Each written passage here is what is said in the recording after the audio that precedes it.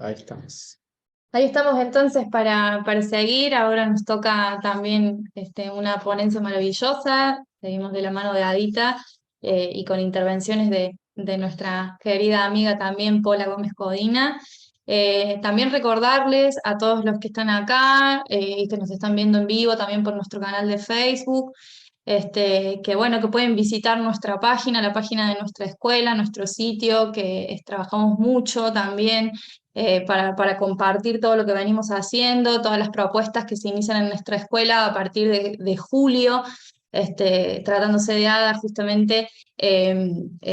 Ahora ella en julio empieza una formación de introducción al pensamiento junguiano, además que coordina en la escuela también la formación en psicología para astrólogos, y muchísimas cosas más, ¿no? Pero bueno, invitados todos ahí a ponerse también en contacto con nosotros y felices de recibirlos en esta comunidad.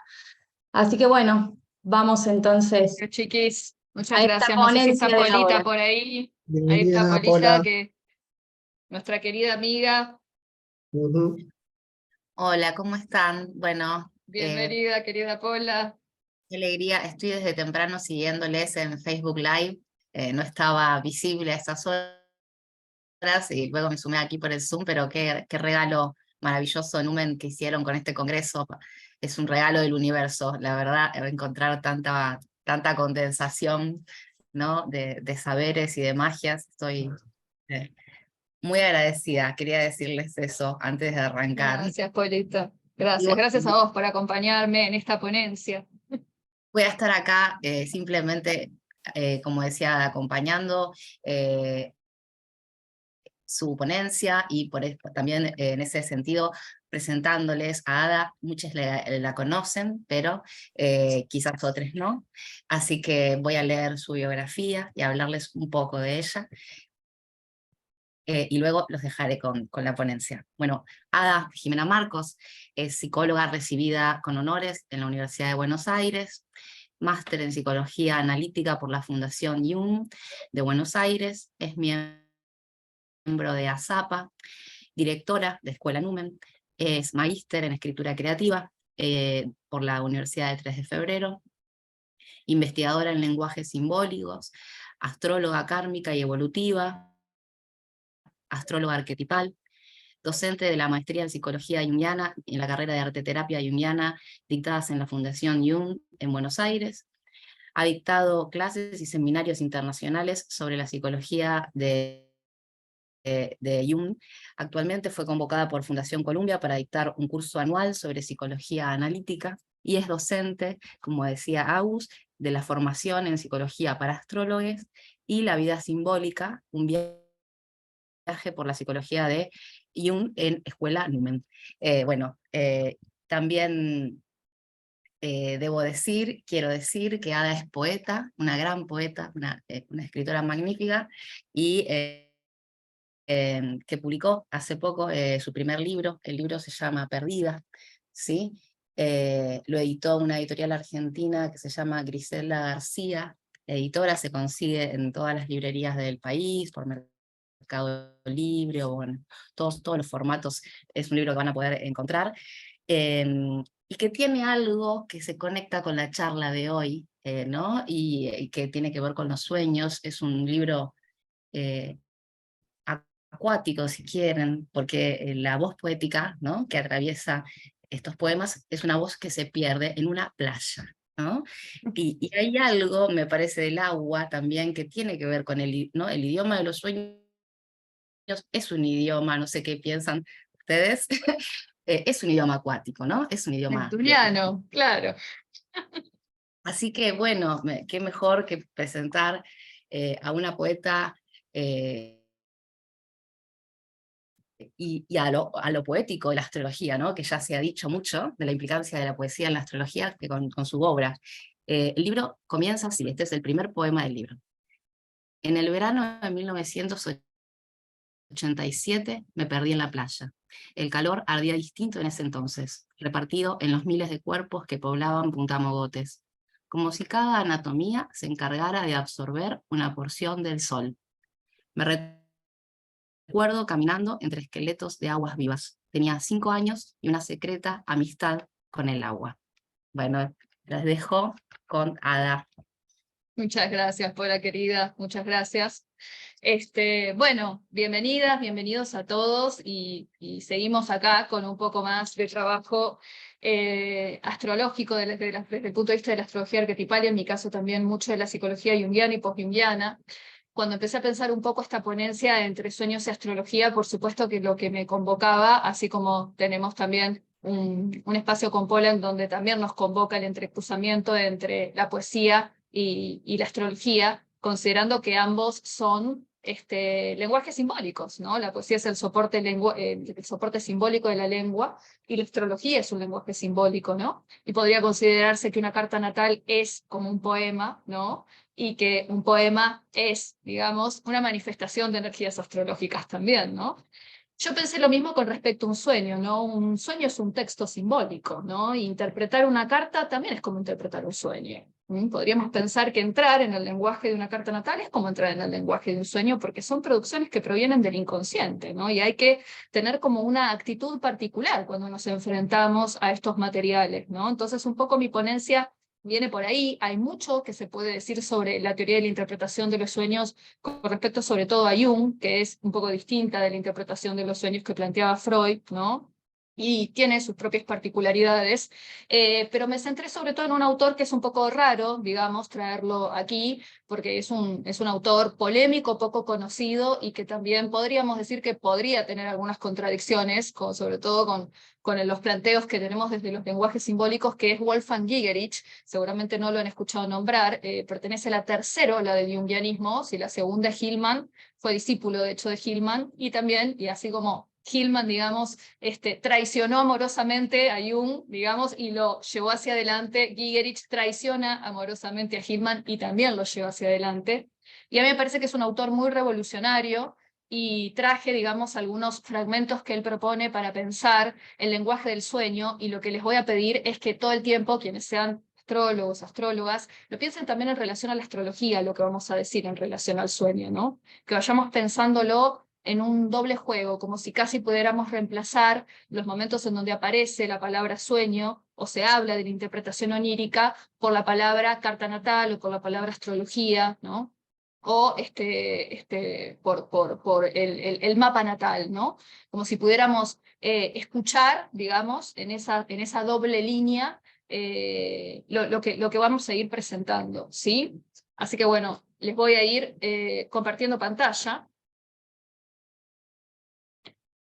Que vieron cómo pasa con estas cosas, ¿no? Cuando uno se lanza a escribir o se lanza a producir algo, no sabe qué es lo que va a pasar, ¿no? No sabe con qué se va a encontrar en el fondo. Entonces yo, que vengo trabajando mucho con la idea de los umbrales y de las zonas liminares, me termino encontrando como justamente, ¿no? Los sueños y la astrología como buenos lenguajes simbólicos, como buenos lenguajes que requieren una hermenéutica para ser descifrados, que no son obvios, como lo que decía Jung sobre el símbolo. El símbolo exige un ir más allá, exige por parte de la conciencia un ahondar en un misterio, un meterse con algo que no está obvio, que no está dado. Son lenguajes que requieren cruzar un umbral, ¿no? Entonces, un poco me parece que lo que nos proponen tanto los sueños como la astrología son una poética del umbral, ¿no? Y pensar un poco qué implica pasar por esos umbrales, ¿no? Cómo pasamos por esos umbrales, qué ocurre cuando pasamos por esos umbrales, qué ocurre cuando escuchamos un sueño o nos predisponemos para escuchar un sueño, o nos predisponemos para escuchar una poesía, o para escribir una poesía, o para sumergirnos en un mapa natal o en algún símbolo astrológico, ¿no?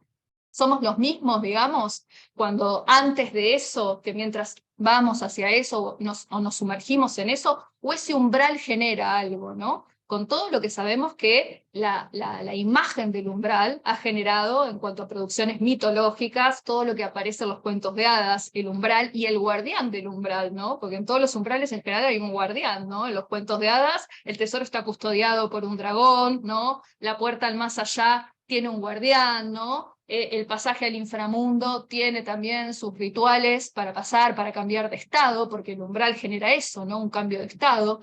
Entonces, en tantos mitos, en tantos cuentos, aparece, ¿no? Este umbral y este guardián del umbral, que si consideramos y nos permitimos abonar la hipótesis de que tanto los sueños como la astrología son lenguajes de umbral, son lenguajes que requieren cruzar un umbral, qué es lo que nos piden, ¿no? Y quiénes son esos guardianes del umbral en este caso, ¿no? En estos lenguajes simbólicos. Lo mismo para leer poesía. ¿Podemos leer poesía en cualquier estado? ¿O podemos escribir poesía en cualquier estado, en un estado de conciencia ordinario? ¿O cruzamos un umbral, ¿no? Cuando leemos poesía o cuando escribimos poesía, cuando nos conectamos con estos potentes lenguajes simbólicos producidos desde la matriz misma del inconsciente, ¿qué efecto se produce, ¿no?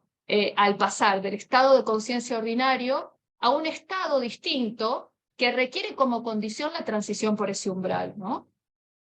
Entonces, vamos a ver un poco estas ideas, ¿sí? Entonces, ¿qué podríamos decir? Partir de esta base, ¿no? Que la lectura de una carta natal podría pensarse, y esto es un concepto junguiano, como la circunvalación alrededor de un sueño, ¿no? Jung decía que alrededor del que el sueño, para poder captarlo, ¿no? No hay que alejarse de él, hay que cuidarse mucho de alejarse de él, sino que hay que circunvalar sobre él. ¿Vieron como las aves sobre la presa, ¿no? Que siempre están circunvalando y nunca se alejan demasiado? Que hay que hacer este efecto de circunvalación alrededor del símbolo para que el símbolo se abra, ¿no? Entrar en una carta natal es como entrar en el relato enigmático y profundo de un sueño, y quizás también tengamos que circunvalar alrededor de una carta, ¿no? Hasta que sus símbolos empiecen a abrirse. Podríamos pensar también que la función del sueño y la función de la astrología podrían tener un punto en común, que es que ambos simbolizan, ¿no? El sueño simboliza algo, ¿no? Y la astrología también simboliza algo, ¿no? Traducen imágenes, ¿no? A otro plano lógico. Son lenguajes de intermediación, de lo que se llamaría, según Henry Corbin, el plano imaginal, el mundo imaginal, ¿no? Este mundo intermedio en donde se traduce el espíritu a la materia y la materia al espíritu, ¿no?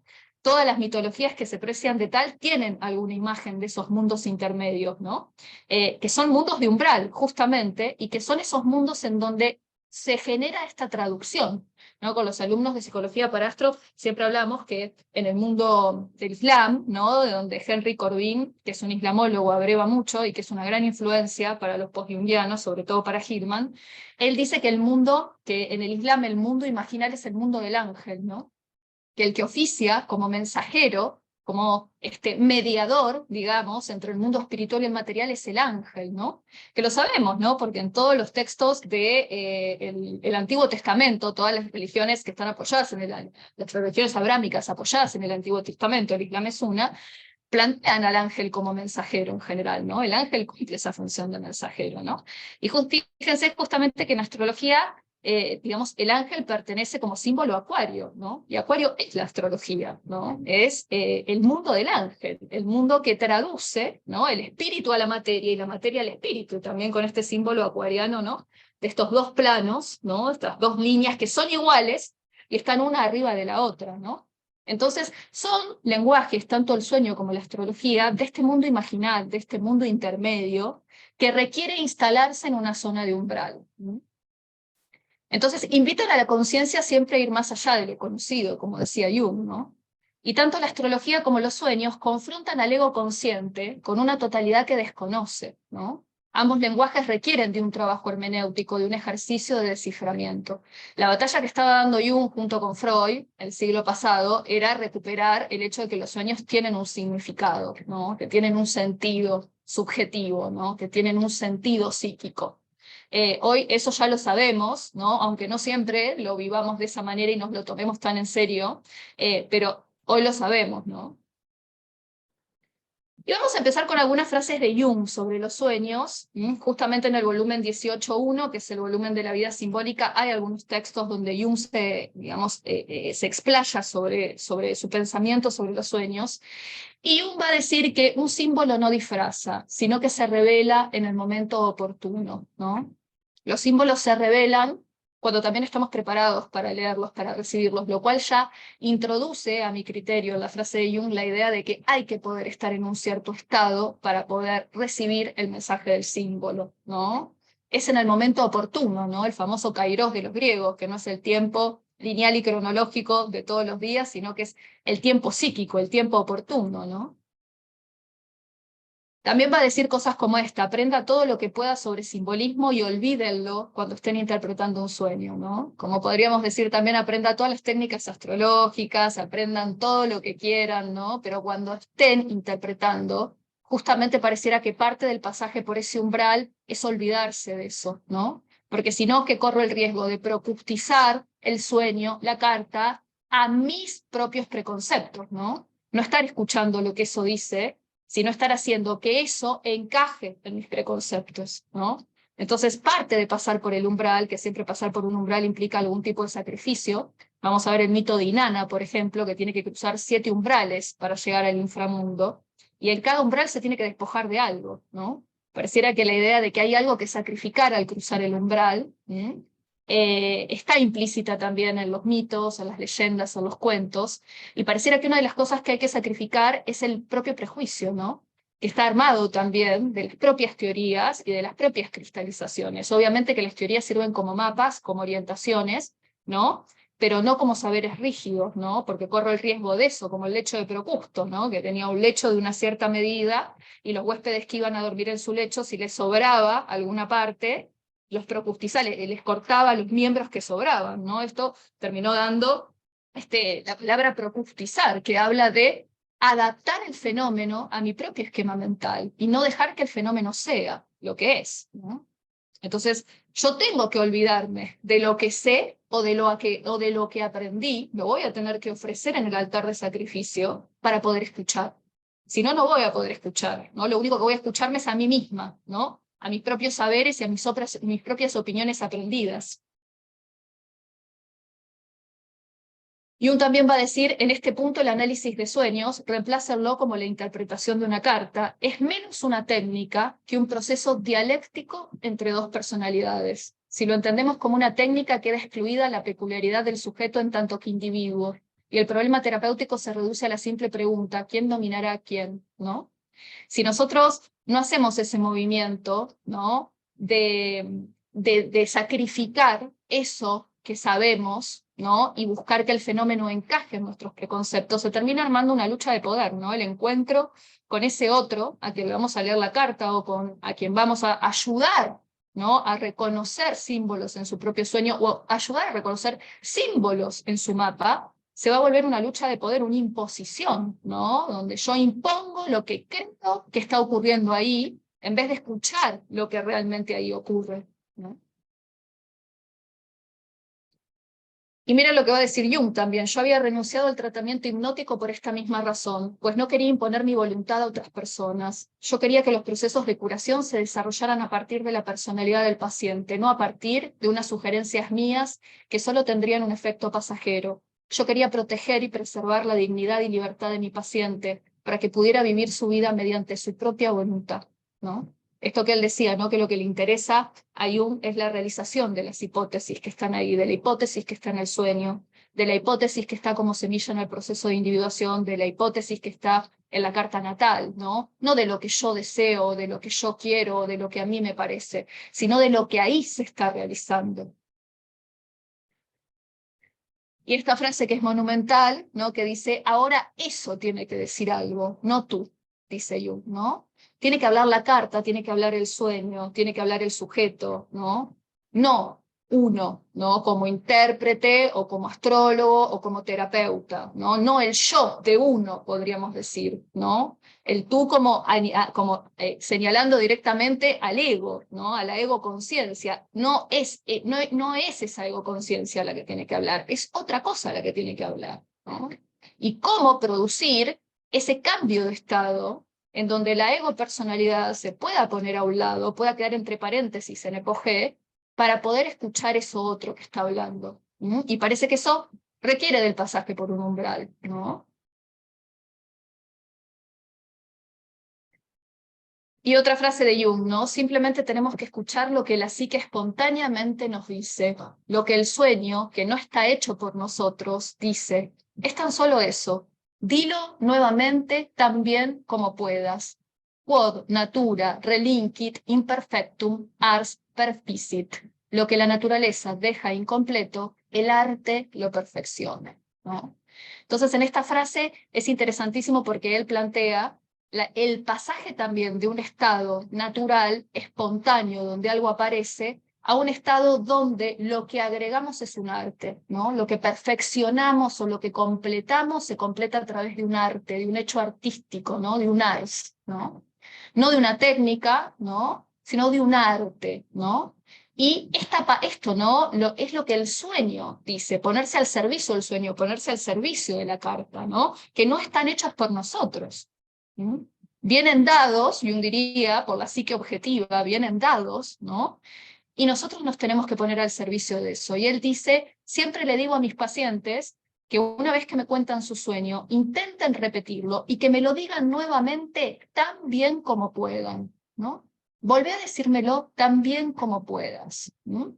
Recuerden esto, ¿no? Esta indicación de Jung, porque Wolfgang Gierig le va a dar toda una vuelta a esa indicación que él hace, y va a decir que justamente esa indicación, que es la contribución del sujeto, de decirlo tan bien como pueda, es lo que pasa del estado de natura al estado de ars, ¿no? Hay un umbral ahí, ¿no? Algo se produce, hay un cambio de estado ahí.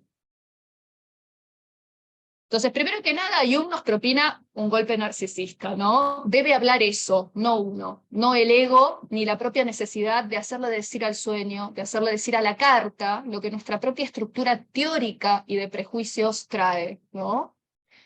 Dispone un movimiento dialéctico que hace desaparecer a un yo que no debe apoderarse del discurso y hace emerger al tú, que debe poner un esfuerzo propio, debe repetir el sueño lo mejor que pueda, ¿no? Y hay una tensión entre la escucha receptiva, sin nada que agregar, más que el valor añadido, que se va a buscar a través del dilo nuevamente. Entonces, en la frase de Jung aparecen estas dos instancias: escuchar receptivamente, ¿no? No agregues nada que no pertenezca al fenómeno, y el único valor añadido permitido es ese que se busca a través del dilo nuevamente tan bien como tú puedas, ¿no? Y la frase de raíz alquímica que Jung elige para continuar tiene otro tanto que decir, porque la frase que leímos en latín, ¿no? Lo que la naturaleza ofrece como incompleto, el arte lo perfecciona, es que el estado de partida imperfecto y natural del sueño, ¿no? De la carta, que están ahí como un hecho y que necesitan de un arte que lo perfeccione, ¿no? Hay un arte que tiene que leerlo, ¿no? Hay un arte que hacer para que eso se perfeccione, ¿no?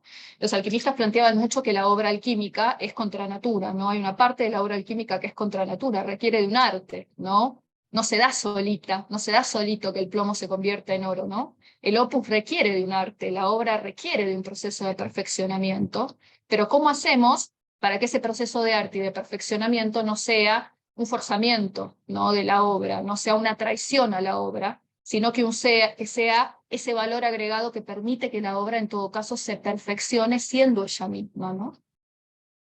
Entonces aquí la cuestión que acá vamos a leer a Gierig, así lo van conociendo. Aquí la cuestión que surge es, ¿en qué sentido un simple dilo nuevamente puede traer la perfección al sueño cuando el sueño mismo, en el modo en que viene a nosotros desde el hablar natural, espontáneo de la psique, es declarado como siendo fundamentalmente imperfecto y en necesidad de ser perfeccionado? ¿Cómo es posible que el sueño, si es considerado como un sí mismo, y como teniendo todo lo que necesita dentro de sí mismo, puede sin embargo decirse que es imperfecto? ¿Qué puede faltarle?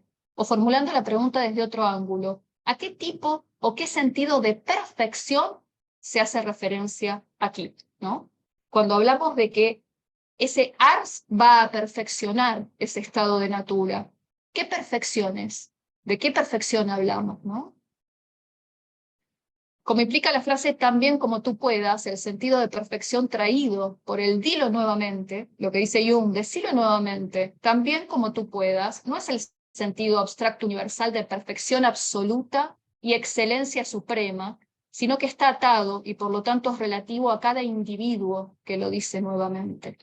Todo lo que requiere la perfección que aquí se pretende es el mejor esfuerzo de cada persona, el suyo, como tal precisamente como siendo relativo al individuo concreto, así como a la instancia concreta de su decirlo nuevamente. La perfección aquí es la perfección absoluta en el sentido de Hegel, de absoluta y en contraste a un sentido positivista. En otras palabras, la perfección que tiene en mente la psicología inspirada por la alquimia no apunta a la última mejor interpretación y descarta a las menos buenas. No implica un ranking de interpretaciones, no se aplica un estándar a priori objetivo para el alto rendimiento y el logro de lo óptimo, ¿no? Pareciera que ese ars que perfecciona la lectura del sueño, la escucha del sueño, la escucha de la carta, No tiene que ver con hacer una interpretación brillante, un ranking de interpretaciones que son mejores que otras. Parece que tiene que ver con otra cosa, ese ars que perfecciona, ¿no? No tiene que ver con lo que prosaicamente definiríamos, ¿no? Como perfección, ¿no? Como este logro de lo óptimo. Parece que es otra cosa.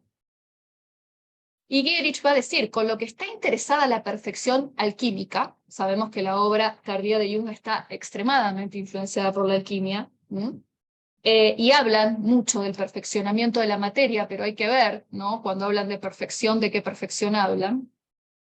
Es con algo completamente diferente, concretamente con la transición y transporte del estado de natura a ars, con un traspaso, ¿no? Hay un traspaso que tiene que ver con este perfeccionamiento. Un cambio de lógica, ¿no? Lo que permite ese perfeccionamiento es un traspaso, es un cruce de un umbral. La perfección es el cambio de estatus conseguido, la transferencia lograda del sueño desde su estatus original de algo primariamente dado, su haber venido espontáneamente a nosotros, natura, al estatus de reproducción, de haber sido renacido nuevamente por el sujeto humano individual. Y piénsenlo esto también en una carta natal, ¿no? La carta como un gráfico, en principio incomprensible para el sujeto, que viene dado, ¿no? Y el traspaso a un estado donde algo de eso se hace comprensible, ¿no? Donde algo de eso vuelve a ser dicho y pasa de su estado de natura a un estado de ars, ¿no? Por el hecho de ser traducido, de volver a ser dicho, ¿no? La perfección que trae es esa que representa el sueño en las propias palabras del sujeto humano, pero en su mismidad. La perfección yace en la transición a la subjetividad, a la reproducción del sueño recibido mediante una intervención humana habilidosa y artificial, en el buen sentido de las palabras, en el sentido de arte. Esto es lo que significa ars aquí, ¿no? Es como si el ars fuese ese traspaso, ¿no? Esa transición, ese umbral, en donde algo que viene como un hecho que no comprendo, que me vino dado, mi carta natal, el sueño, ¿no? Algo que se hace en mí y que no sé, empiece a poder ser apropiado por esa subjetividad. Y esa intervención es la que produce la transición de perfeccionamiento, ¿no? Entonces, no es la gran interpretación, ¿no? No es, digamos, la gran lectura de las cuadraturas, la gran lectura del símbolo del sueño. Es que se produzca ese efecto tan particular en donde algo que me es completamente ajeno y que no conozco, a través de un proceso de traducción, de un efecto de traducción, empiece a ser algo que tiene que ver conmigo, de lo cual me puedo apropiar de algún modo. Lo puedo volver a decir, ¿no? Puede entrar dentro de mi esquema, de mi lenguaje, ¿no? Ahora, ¿cómo hacemos eso, no? Ars, en última instancia, equivale a arrancar el sueño de la naturaleza, del estatus de algo dado, de ser empíricamente encontrado como un acontecimiento o contenido existente y darle secundariamente nacimiento dentro de la subjetividad del sujeto que interpreta. Por lo tanto, esto significa darle una nueva fuente, un nuevo origen artificial, una nueva vasija, ¿no? Como venimos hablando de la metáfora de la vasija, un nuevo continente, ¿no? Una nueva tierra materna. Es una revolución, dice Gierich. El sueño regresa a sí mismo desde el otro, desde el lado del sujeto. Es devuelto a sí mismo, al igual que una imagen de espejo, es una imagen reflejada. Un poco como hablaba Moni, ¿no? También en su ponencia, la importancia del poder reflejar, ¿no? Y todas las imágenes que aparecen, por ejemplo, en el budismo tibetano, en la rueda de la vida, donde aparecen los budas en los distintos estados de la encarnación, reflejando, ¿no? Esos estados. Como el karma también reflejando nuestro estado a través del error compulsivo, ¿no? Entonces, como si también eso que me resulta ajeno, distante, que viene dado como un hecho natural, mi carta, mi sueño, ¿no? Que desconozco completamente, a través de ese acto de reflejarlo, de ese ars, de ese arte de reflejar, pueda ser apropiado subjetivamente. Y ahí hay algo que se perfecciona, que se completa, ¿no? Si el sueño, como viene a nosotros por su propio acuerdo, como un producto de la natura, es en sí mismo imperfecto y tiene su perfección, en su ser reflejado en la conciencia humana, tenemos que concluir que el sueño en su forma original es solo la mitad del sueño, ¿no? De pleno derecho, como una cuestión sin respuesta. La plena realidad del fenómeno onírico, en otras palabras, es una realidad de dos partes, un tipo de fenómeno doble, pero cuya otra propia mitad está al principio ausente y necesita ser suministrada. Y lo mismo podríamos pensar de una carta natal, ¿no? Es como la carta en sí es la mitad del fenómeno. La otra mitad del fenómeno está al principio ausente y necesita ser suministrada, necesita ser repuesta a través de un ars, ¿eh? A través de un arte. ¿Mm?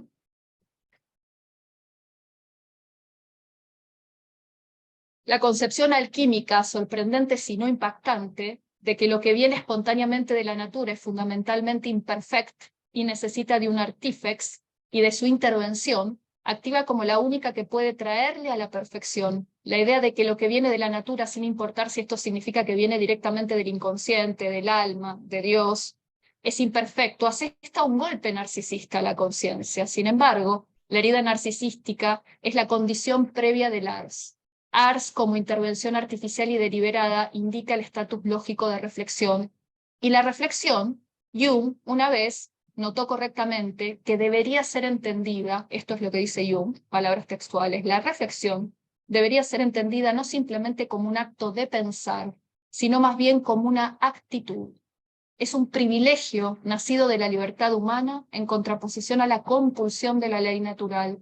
Como testifica la palabra misma, reflexión significa literalmente doblar hacia atrás. La reflexión es un acto mental que va en contra de los procesos naturales, un acto por el cual paramos, llama algo a la mente, proviene de una imagen y establecemos una relación con lo que vemos y llegamos a un acuerdo con ello. Por lo tanto, debería ser entendida como un acto de volver consciente. Que vaya en contra de la naturaleza no quiere decir que atente contra la naturaleza, ¿no? Pero para poder reflexionar sobre algo, yo tengo que poder tomar distancia de ese hecho. Si estoy imbuida en ese hecho y lo estoy viviendo como parte de la naturaleza, como si lo tengo totalmente naturalizado, muy difícilmente pueda reflexionarlo, ¿no?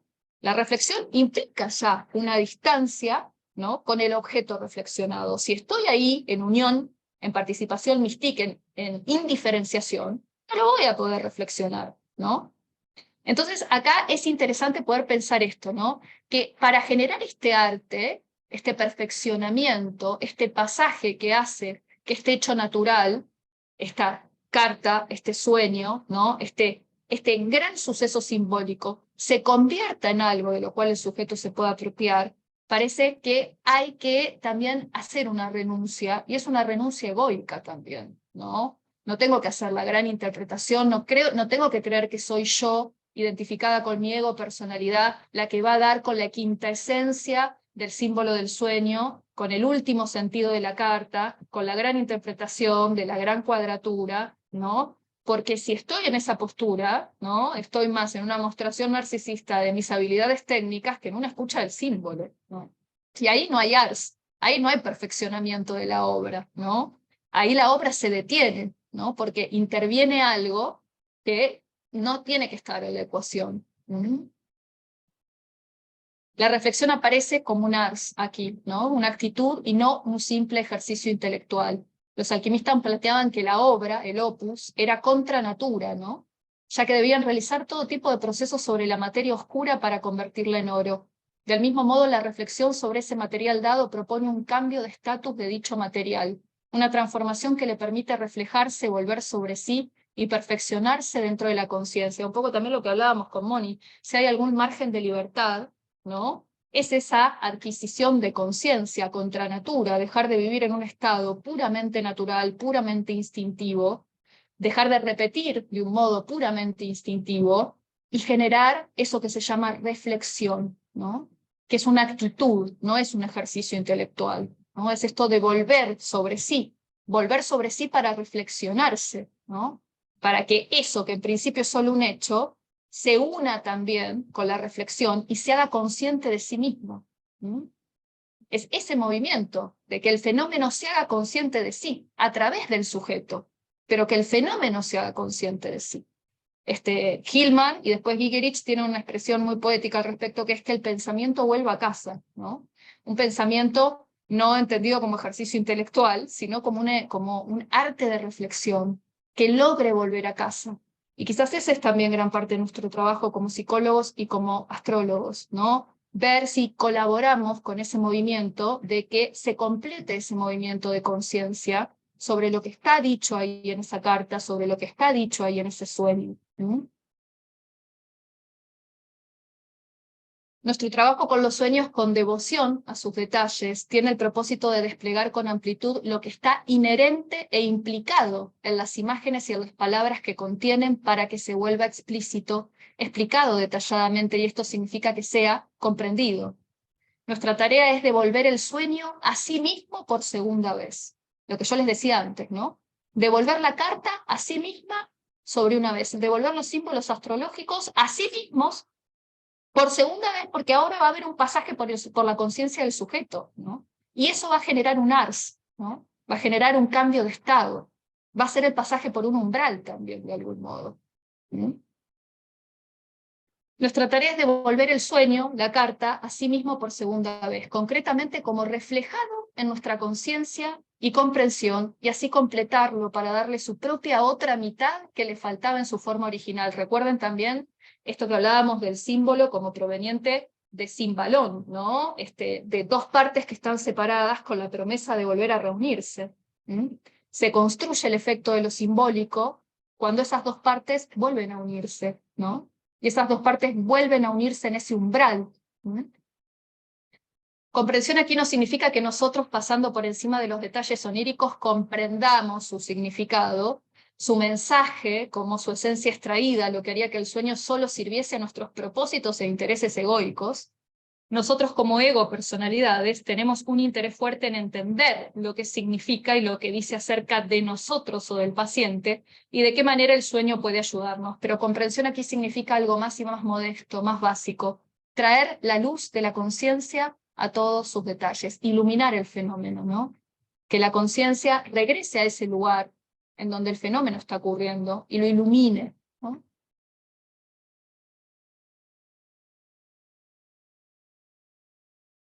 Y el último paso, pero también el más difícil de toda interpretación, consiste en desaparecer con sus elucidaciones ante el puro permanecer allí del poema. Esta es una frase de Martin Heidegger, ¿no? El último paso, pero también el más difícil de toda interpretación, consiste en desaparecer con sus elucidaciones ante el puro permanecer allí del poema. Entonces, fíjense qué interesante, ¿no? Porque para hacer esa especie como de maniobra o de pase en ese umbral, en donde algo que viene dado y que es enigmático y que no sé por qué ocurre y que no tengo idea de lo que significa, ¿no? Pase a través de una subjetividad, se refleje en esa subjetividad y vuelva a sí mismo más completo, más perfeccionado, también implica que para poder estar ahí haciendo ese pase, algo o alguien tiene que desaparecer, pero a la vez permanecer allí, ¿no? Eso pasa mucho, por ejemplo, con la poesía, ¿no? Para poder recibir un poema, ¿no? Tenemos que permanecer ahí, frente al hecho del poema, frente al suceso del poema, tratando de reflejar lo que el poema nos está pidiendo, pero a la vez tenemos que desaparecer, ¿no? Si estamos demasiado egoicamente presentes en el momento de la recepción, ¿no? De la matriz simbólica que sea, un poema, un sueño, una carta natal, no desaparecemos, y si no desaparecemos, no aparece el poema, no aparece el sueño, no aparece el símbolo, no aparece el mensaje de la carta, ¿no? Lo que aparece es nuestra egopersonalidad con su gran acumulación de ideas, de contenidos, de prejuicios, de técnicas, ¿no? Y de propustizaciones. Pero lo que no aparece es la verdad ahí involucrada, ¿no? No podemos hacer ese traspaso. Entonces, pareciera que para que aparezca eso, como dice Jung, ahora que hable eso, no tú, para que hable eso, tenemos que desaparecer, pero a la vez tenemos que permanecer, ¿no? Parece una paradoja, una contradicción total, pero todo símbolo es una contradicción, ¿no? Todo símbolo en el fondo es una contradicción, es una paradoja, es luminoso y oscuro, ¿no? Es constructivo y destructivo, le habla a la conciencia del inconsciente, ¿no? Es siempre una paradoja, una unión de opuestos es un símbolo, ¿no?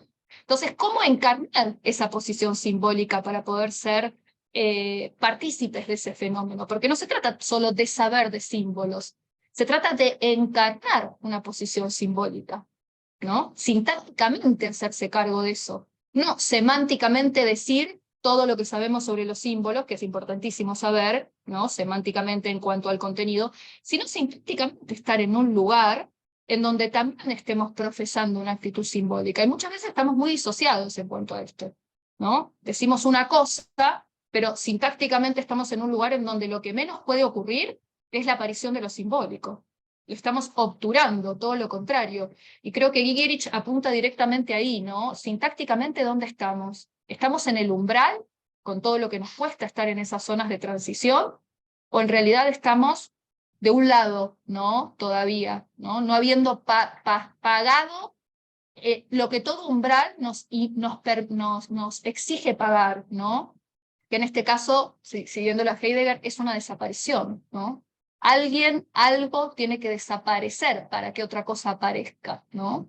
Y muchas veces hablamos de los símbolos con mucha autoridad, con mucha erudición, pero sintácticamente no estamos en una actitud simbólica.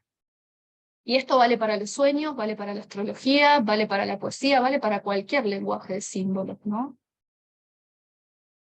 No, era como el poema que decía Huidobro, que hoy justamente una alumna hermosa, Erika, me trajo ese poema que dice, ¿no? Poetas no hagan florecer la flor, ¿no? Sean el poema, ¿no? Que hace florecer la flor, sean el poema, ¿no? Hagan florecer la flor en el poema, no hablen de cómo florece la flor, hagan que la flor florezca en el poema.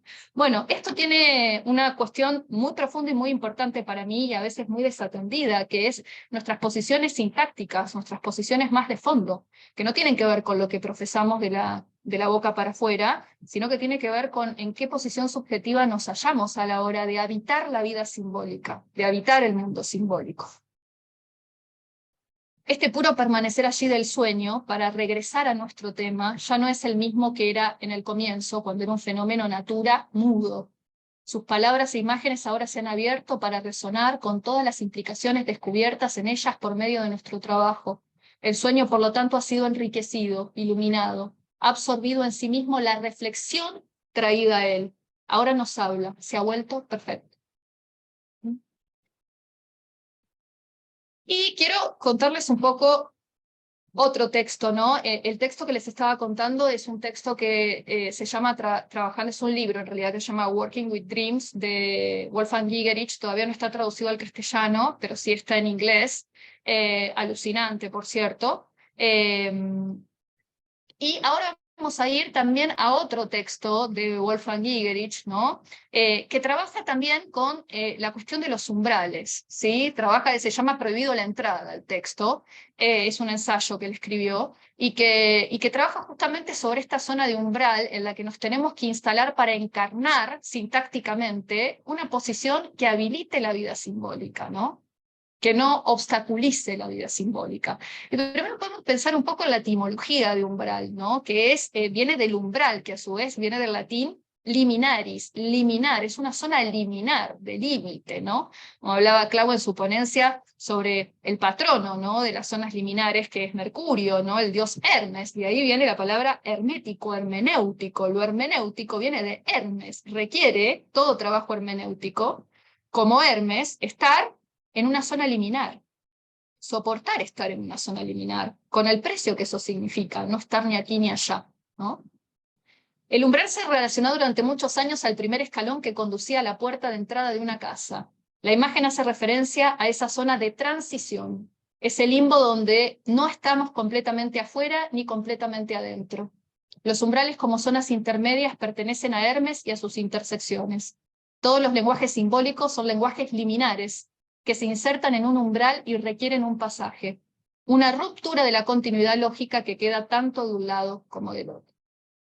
Miren, acá la tienen a Inanna, esta diosa sumeria, antiquísima, que tiene que pasar por 7 umbrales hasta llegar al inframundo, que sería hoy el lenguaje moderno y posmoderno, el mundo del inconsciente, donde se va a encontrar con su otro yo, porque la que le espera abajo es su hermana gemela, ¿no? Era Esquigal, y ella tiene que pasar por 7 umbrales y en cada umbral tiene que despojarse de algo, ¿no? Hasta que primero de sus atavíos, después de sus anillos, de sus joyas, de sus elementos de poder, hasta que llega convertida en el séptimo portal en un esqueleto, solo un esqueleto, ¿no? Y ahí también renace.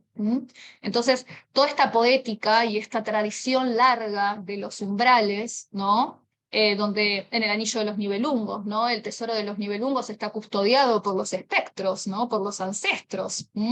El gran dragón que también custodia los tesoros, ¿no? Y que Sigfrido tiene que matar, ¿no? Bueno, ¿cuánta tradición tenemos en las producciones simbólicas de la idea del umbral, esa zona liminar, esa zona intermedia que no está ni en este mundo ni en el otro mundo, está como con un pie en un lado y un pie en el otro, como todo símbolo, y que requiere, para pasar por ahí, de un trabajo, ¿no? Requiere de una renuncia como Inanna, que va renunciando a sus velos, a sus ropas, ¿no? Va renunciando cada vez más, va desapareciendo, como dice Martín Heidegger, para poder estar presente frente al suceso simbólico.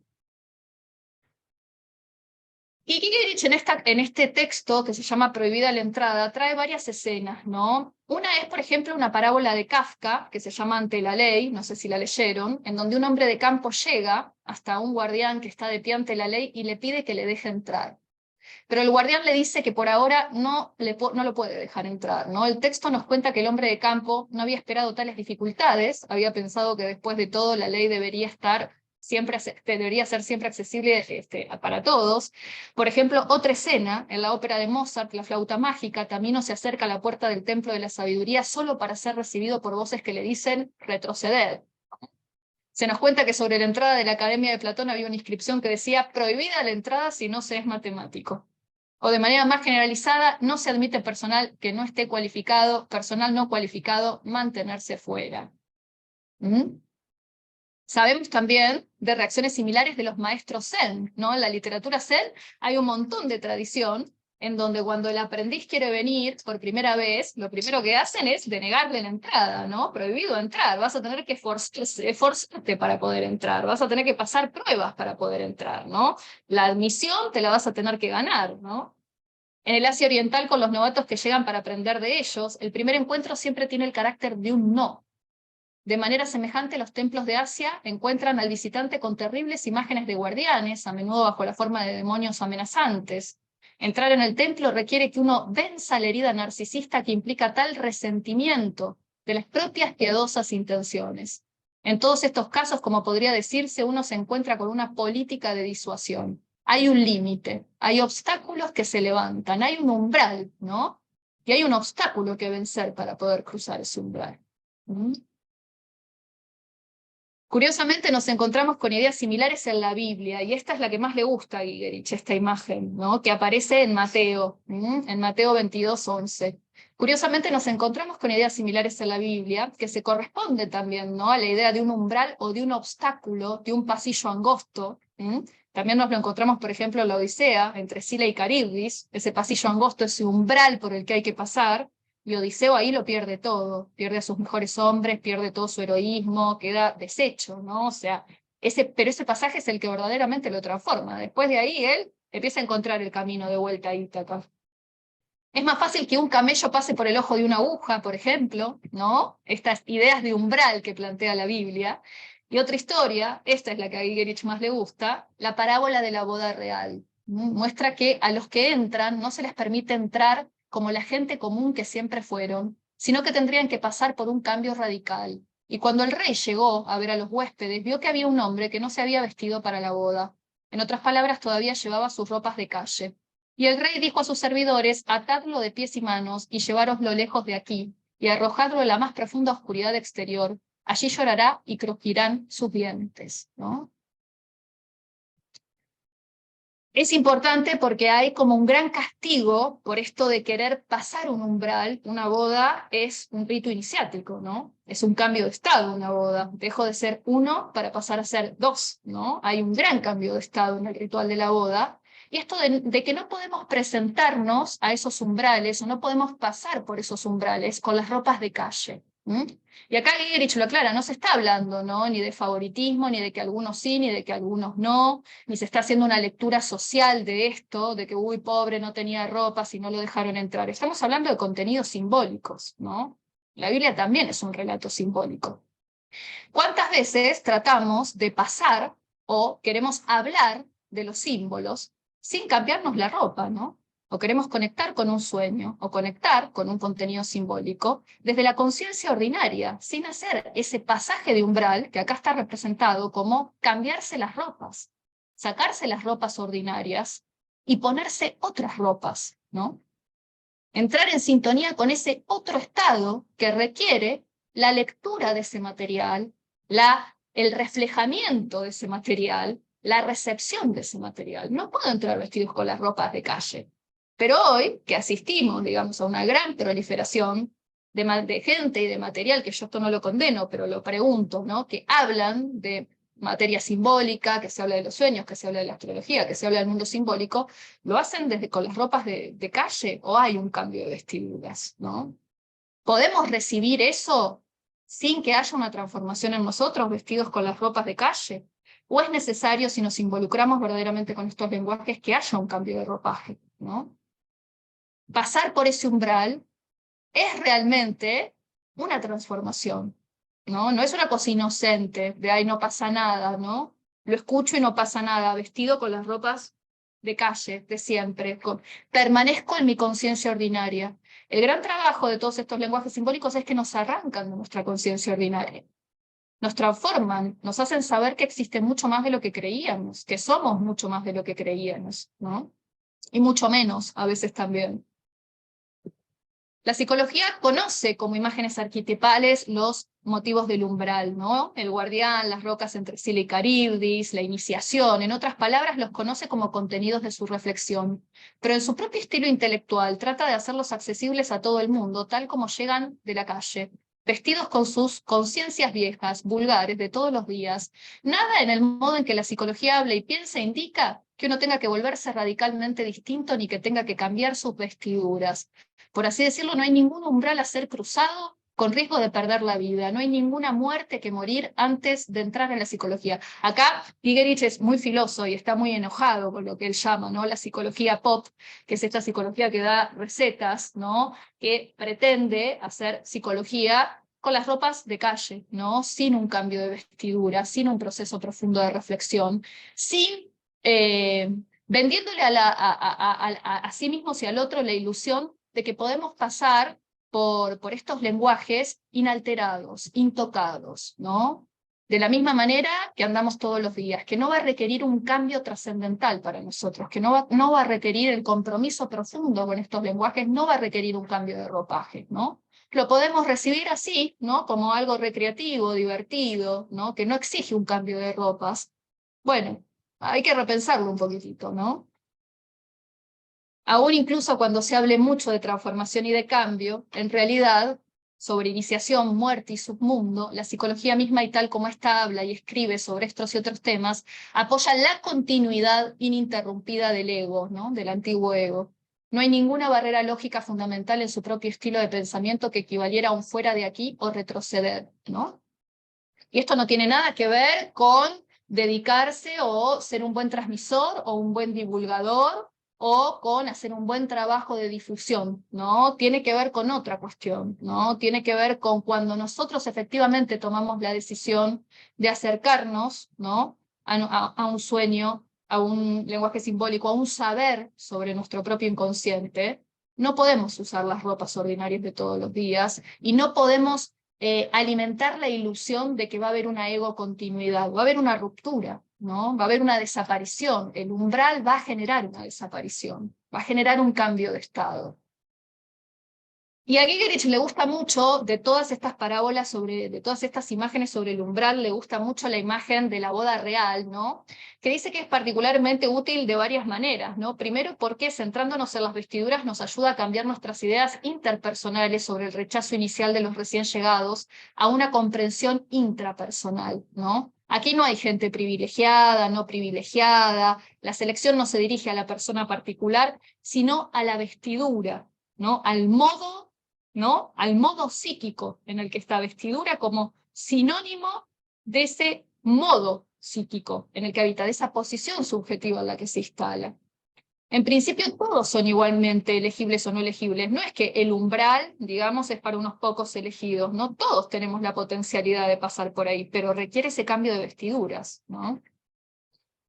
Entonces, la línea divisoria entre elegibilidad y no elegibilidad corre dentro de cada individuo. Es una división psicologizada. Es una división que está dentro de nuestra propia psicología. El criterio es si se ha roto o no se ha roto radicalmente con la antigua identidad. Cuando Inanna va pasando por los umbrales, tiene que romper con su identidad anterior, tiene que dejar atrás muchas cosas que formaban parte de su identidad. Sus ropajes, sus instrumentos de poder, ¿no? Sus distinciones de rango, ¿no? Tiene que ser un esqueleto, ¿no? Si no hay imagen de la desaparición, ¿no?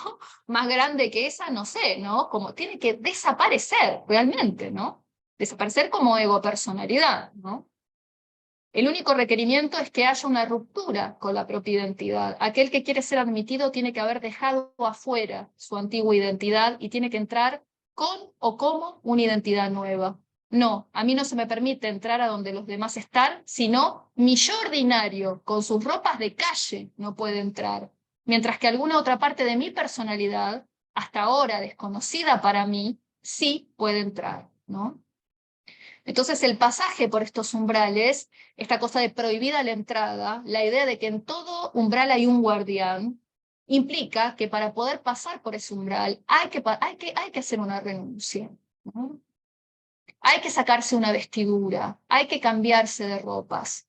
Entonces lo que denuncia Gigerich es esto que también estábamos hablando de la disociación entre la semántica y la sintaxis, ¿no? Cuando está disociado, divorciado esto, estoy hablando de lenguajes simbólicos, del poder del simbolismo, del poder transformador de los símbolos, con las ropas de calle, sin haber pasado nunca por el umbral y sin invitar en el fondo a nadie a pasar por el umbral, vendiendo de alguna manera la idea que desde la comodidad de las ropas de calle se puede comprender ese cifrado inconsciente, ¿no? Que nos habita, y que se puede hacer ese proceso de que el pensamiento vuelva a casa, de que se refleje algo, de que se perfeccione ese arte, de que se conozca algo que hasta el momento no se conocía, que se comprenda algo, sin que se pase por ese umbral, ¿no? Que puede haber una transposición directa, ¿no? Sin escalas, ¿no? Esto es una gran ilusión, ¿no? O sea, desde esta perspectiva, y yo adhiero a esta perspectiva, pueden estar de acuerdo o no, pero a mí me parece que de verdad ese cambio que ocurre en el umbral es fundamental para habitar el mundo simbólico. Tiene que haber una renuncia, tiene que haber una ruptura con la continuidad del ego. Si hay algo, por ejemplo, que generan, como veníamos hablando, ¿no? La poesía como también un gran lenguaje simbólico y un gran acto, ¿no? De desaparición del yo para que el poema aparezca, ¿no? Es cruzar el umbral y es pagar el precio de ese umbral, ¿no?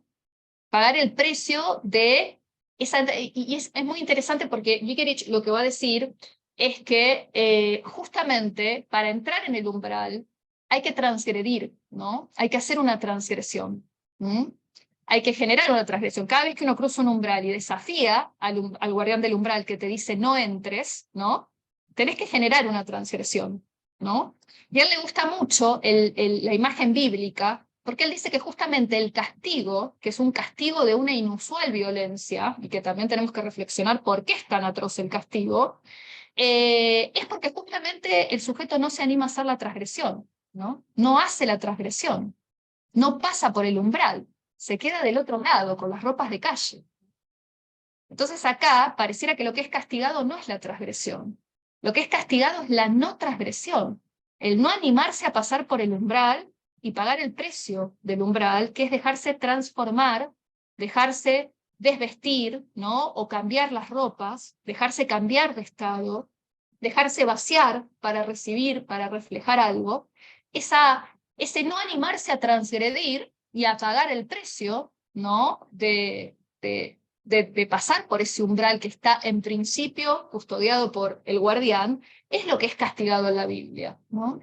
Entonces a él le gusta esa metáfora, porque dice que, bueno, y la inusual violencia es porque realmente, ¿no? Hay algo fuerte. La parábola del Nuevo Testamento de la boda real es particularmente útil de dos maneras. Primero, que centrándonos, como les decía, ¿no? En el tema de las vestiduras, nos permite interiorizar que hay un cambio intrapsíquico que se tiene que dar. Las vestiduras como algo que es mío, ¿no? Yo tengo que poder sacarme las vestiduras y ponerme otras vestiduras, ¿no? No es algo que me venga dado de fuera como me elige una instancia superior y me dice que yo puedo pasar o no puedo pasar. Es un cambio interno, ¿no? Es una renuncia interna, es una transformación interna, ¿no? Y la respuesta es obvia, la persona que hace psicología tiene que ser la nueva o la otra personalidad, el daimon, el self, el alma. Ellos son los únicos que pueden producir una psicología que merezca ese nombre. Tienes que haberte puesto tu traje de bodas. Simplemente no tendrá sentido permitir que el ego personalidad desarrolle una psicología. No tendría sentido tener una psicología producida por el ego que le dice a la gente que ellos deben desarrollar su self. Es como una contradicción interna, ¿no? Una neurosis dentro de la propia psicología o dentro de la propia astrología en este caso, ¿no? Digo que tenés que ser, ¿no? Tenés que ir hacia tu verdadero ser, hacia tu verdadera esencia, pero, digamos, lo hago desde un lugar en donde yo estoy con las ropas de calle, ¿no? O sea, entonces, en definitiva, ¿qué estoy diciendo? Estoy diciéndote algo, es el famoso haz lo que yo digo, más no lo que yo hago, ¿no? Y el mensaje, desde ese lugar, como astrólogos, como terapeutas, pierde muchísima fuerza. ¿Mm? Está disociado internamente. Entonces pierde fuerza, se escurre, ¿no? La astrología, madre antigua de la psicología, impone, igual que los sueños, el pasaje por un umbral, un derecho de admisión, ¿no? Si deseamos entrar al lenguaje del sueño de la astrología con la lógica egoica inalterada, poco comprenderemos, poco transformaremos, poco respetaremos el salto que estos lenguajes nos piden. ¿Quién dentro nuestro es quien traduce los símbolos? ¿Qué muertes y transformaciones nos son impuestas por ese umbral? ¿No? Y para que el daimon, o sea, para Gigerich, ¿no? Y la psicología arquetipal, quien hace psicología en nosotros no es el ego, ¿no? Es el daimon. Quien hace poesía en nosotros es el daimon, ¿no? Podría traducirse, el daimon es un ser intermedio para los griegos, puede traducirse como también en la poesía la musa, ¿no? Como dice Homero, oh musas, vengan y canten, ¿no? Como, es la musa la que habla a través nuestro, ¿no? Y ese estado de vaciamiento para que la musa hable es estar insertos en ese lugar de umbral. ¿Mm? Para que el daimon tenga alguna oportunidad es inevitable que haya un corte doloroso. Tu manera de hablar o de escribir tiene que confrontar a la audiencia con la experiencia del no ego, ¿no? Y con no ego no estamos hablando de que el ego no sirva, de que hay que tirarlo a la basura. El ego es una instancia necesaria, lo necesitamos para la vida, pero estamos hablando de estos lenguajes liminares que requieren una postura que no necesariamente es egocentrada, de hecho no lo es, ¿no? Por ejemplo, en el sentido de no tú como has sido hasta ahora, ¿no? Tiene que imponer a la audiencia la herida narcisista de que a ti no te importa lo que ellos piensan y que no les estás hablando a ellos, sino a su otro en ellos, ¿no? Cuando uno hace poesía, si a uno le importa demasiado, ¿no? Que el otro entienda perfectamente lo que vos estás tratando de decir, ¿no? Le estás hablando de ego a ego, no le estás hablando al otro, no está haciendo poesía el otro en vos y tampoco le estás hablando al otro de ese otro que en algún momento te va a leer, ¿no? Hay una renuncia que hacer, ¿no? Lo mismo pasa con los lenguajes simbólicos, ¿no? Hay que pagar un poco el precio de estar en ese lugar en donde no es al ego, ¿no? Y yo creo que todos los que han tenido alguna experiencia con la astrología, por ejemplo, a mí me ha pasado y sé de amigas, amigos, colegas a los que les ha pasado también, cuando confrontás con tu carta, es una gran herida narcisista, ¿no? Nunca es la carta que hubieses querido tener, ¿no? Es la carta que te tocó, ¿no? Siempre te peleas un poco con esa realidad, nunca escribís el poema que te hubiese gustado, es el que se puede, el que te toca, ¿no? Hay una herida narcisística que se paga, uno no elige el sueño, ¿no? El sueño se hace, ¿no? Aunque uno también es responsable por esos contenidos, pero se hace, ¿no? Y él va a decir justamente esto, ¿no? Que Gigerich, que el segundo beneficio de esta parábola de la Biblia, del no admission, del prohibida la entrada, es que hay una violencia muy grande en el castigo, ¿no? Mucho más grande que en otras imágenes, como la de Kafka, que parece que el guardián del umbral es bastante más amable, ¿no? Entonces dice, el visitante de esta historia será arrojado en la oscuridad exterior donde habrán llantos y crujido de dientes. Qué castigo tan terrible, pero no hay ningún crimen real que se haya cometido. Lo más que uno podría decir es que ese hombre cometió una falta de etiqueta, ¿no? Si uno lo interpreta literalmente, lo único que hizo es cometer una falta de etiqueta. El no haberse vestido con la ropa adecuada, pero el hecho de que en esta historia el intento de entrar sin haberse cambiado se castigue como si fuese un crimen terrible, muestra que el ingreso exige un cambio completo, y el castigo de la violencia, expulsión a la oscuridad exterior, muestra lo que está en juego. La violencia del castigo a la cual el hombre de nuestra historia omitió pasar echa luz sobre la violencia de la discontinuidad o la división a la que tiene que someterse cualquiera para que pretenda entrar. Y acá no hablemos de violencia como algo malo, ¿no? El ego lo experimenta como violento porque es una gran discontinuidad, ¿no? Para él, pero no es ni un castigo ni un acto de maldad, ¿no? Es un precio que hay que pagar para pasar por ese umbral y estar, habitar la vida simbólica y no simplemente hablar de la vida simbólica, ¿no? La entrada es una transgresión, y paradójicamente el crimen del hombre fue que no hizo la transgresión, ¿no? No fue lo suficientemente transgresor, solo empujó su cuerpo más allá del límite, sin que este movimiento exterior hiciera alguna diferencia para él y le llevara de verdad, psicológicamente, lógicamente, más allá del límite. Fue tan solo una falsa transgresión, que creo que nos habla mucho de esos estados renegatorios, ¿no? Que como hablábamos antes en la ponencia de Moni, donde no, pero sí, ¿no? Sí, yo ya sé, ¿no? Que estos lenguajes simbólicos, o que este Saturno en tal posición me pide tal cosa, o que tengo que... Pero no hago la transgresión, no cruzo el umbral, ¿no? Sigo con la ropa ordinaria, sigo, digamos, con la ropa de todos los días, no hago el cambio, no hago el cruce, ¿no? No me instalo ahí en esa zona, no pago el precio, ¿no? Bien. Entonces, el mensaje siempre está compuesto por dos partes, ¿no? Lo que uno expresa explícitamente, pero también lo que dice el estilo sintáctico, ¿no? Que uno arroja. Yo me acuerdo mucho, por ejemplo, del texto, bueno, de este libro fantástico de Cortázar, ¿no? Rayuela, ¿no? Donde hay en un momento un encuentro sexual entre la maga y Horacio, ¿no? Y esos encuentros amorosos han estado relatados tan largamente en toda la literatura que cómo podía volverse más creativo. Bueno, está lleno de onomatopeyas y el texto en realidad tiene un ritmo, tiene una cadencia que se hace cargo sintácticamente de expresar lo que está ocurriendo ahí. No lo dice con palabras, ¿no? Lo dice con un ritmo, lo dice con una cadencia, lo dice con onomatopeyas, lo dice con un lenguaje que está totalmente en un umbral velado, que está sostenido sintácticamente por el texto, y es mucho más lo que la sintaxis sostiene que lo que está sosteniendo lo que él expresamente dice, ¿no? Y tenemos que prestarle atención a este lenguaje sintáctico, porque más allá de lo que estemos diciendo, si no condice con la posición sintáctica en la que realmente estamos, no solamente que no va a tener ningún valor transformador para los demás, sino que no va a ser transformador para nosotros mismos, ¿no?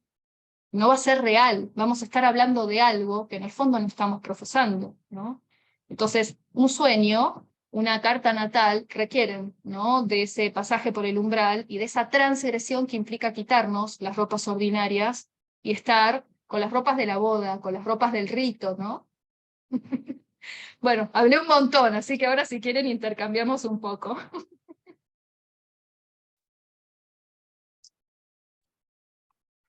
Hola, gracias por esta ponencia bellísima.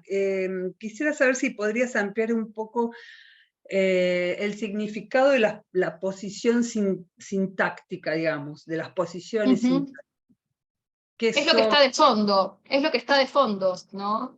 O sea, una cosa es lo que vos decís, ¿no? Y otra cosa es lo que estructuralmente está sosteniendo, ¿no? Lo sintáctico de un texto, por ejemplo, es toda su estructura más invisible, ¿no? Su estructura, por ejemplo, en una poesía, su métrica, ¿no? Toda su estructura sintáctica tiene que ver más con todas estas cuestiones de fondo, no con lo que semánticamente se transmite a través del contenido, sino con lo que se transmite a través de ese lenguaje mucho más velado, ¿no? Desde el punto de vista de la estructura psicológica, es esto, ¿no? El famoso haz lo que yo diga, más no lo que yo hago. ¿Qué sostengo sintácticamente en mi vida? ¿Vivo pregonando los lenguajes simbólicos, pero habito la vida simbólica? o no la habito para nada, ¿no? Sintácticamente estoy en una posición en donde realmente estoy en sintonía con pasar por esos umbrales o no, digamos, no pago el derecho de admisión, no hago la transgresión, ¿no? De cambiarme las ropas, sigo con las ropas de calle. La distorsión, la contradicción entre lo sintáctico y lo semántico son nuestras neurosis, ¿no? Que Jung las definía como guerras civiles adentro de nosotros mismos. Digo una cosa pero hago otra, escribo con la mano pero borro con el codo, ¿no? O sea, me lleno la boca de espiritualidad, pero en el fondo, digamos, cuando tengo que pagar el precio de sostener ese discurso en los hechos, no lo hago, ¿no? ¿Ahí se entiende un poco más? Sí. Bueno, querida, tenés un montón de comentarios muy hermosos, no Gracias. preguntas, pero sí como muchos diálogos, ¿no? a tu ponencia.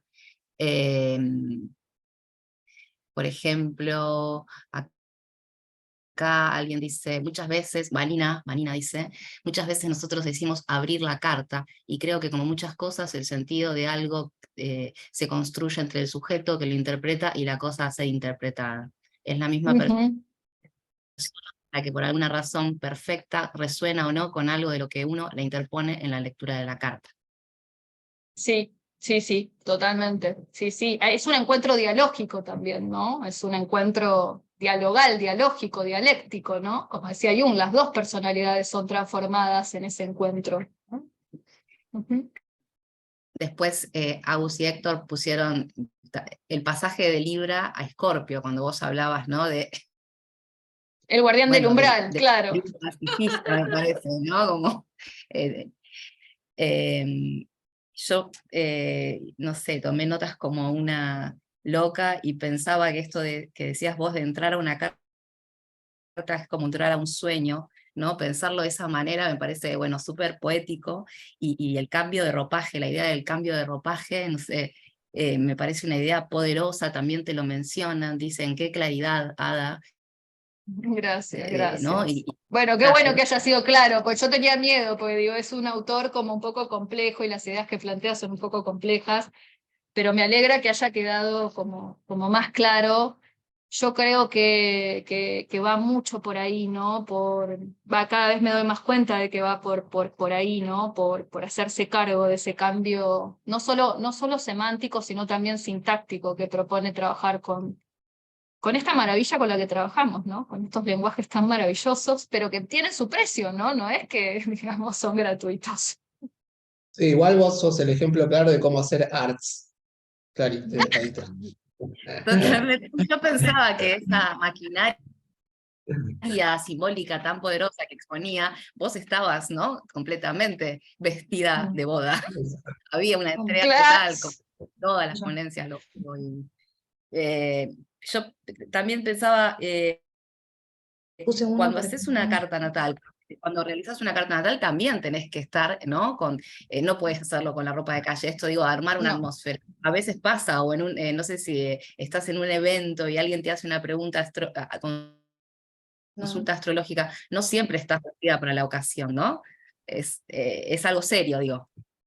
Totalmente, es algo serio. Y lo mismo diríamos los que somos terapeutas cuando recibimos a un paciente, ¿no? Si lo recibimos en la misma conciencia de que estoy pelando las papas, pagué la factura, hice esto, como me tengo que también un poco el símbolo de cambiar las ropas para poder estar receptivo a esa lectura de lo que ahí potencialmente se podría abrir, ¿no? Es como tengo que pasar un poquito por el umbral, si no estoy como esto, ¿no? Trabajando con un material que está del otro lado sin haber, ¿no? Como cruzado ninguna puerta, ¿no?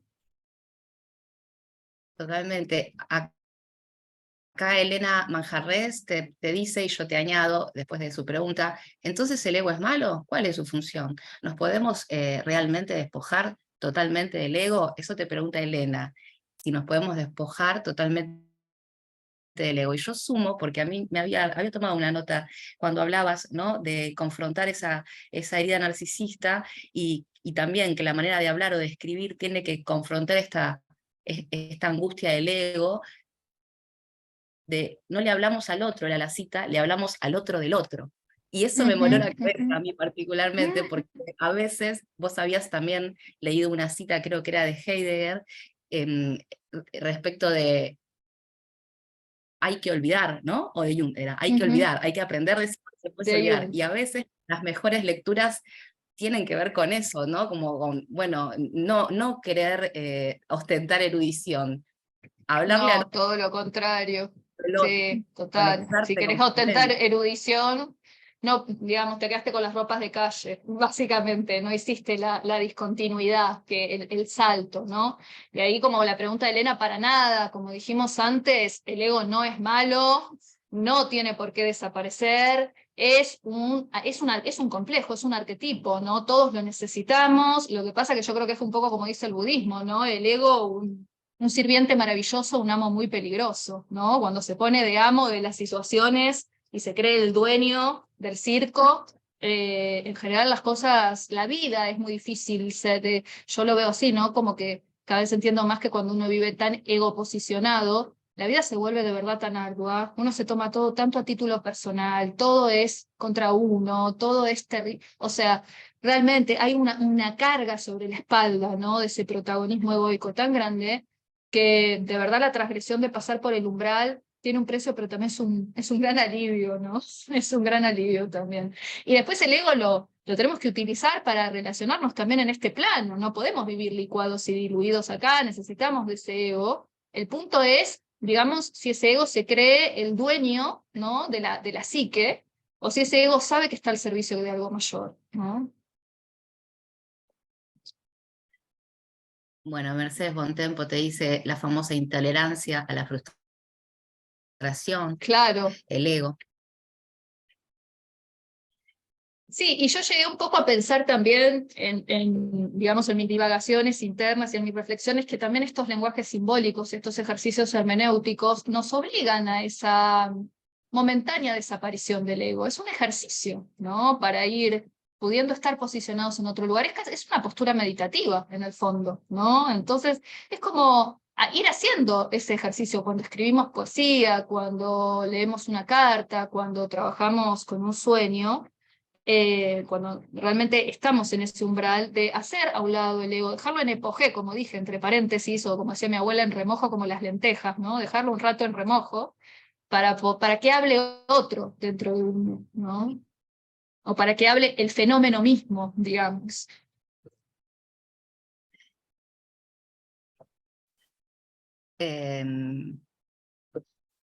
Bueno, a mí desde Numen creo que lo di todo como pude acompañar a esta bestia simbólica. Hermano, hermoso, me acompañaste Lo mejor de mí, hermosamente. ¿Qué te parece? estoy anonadada.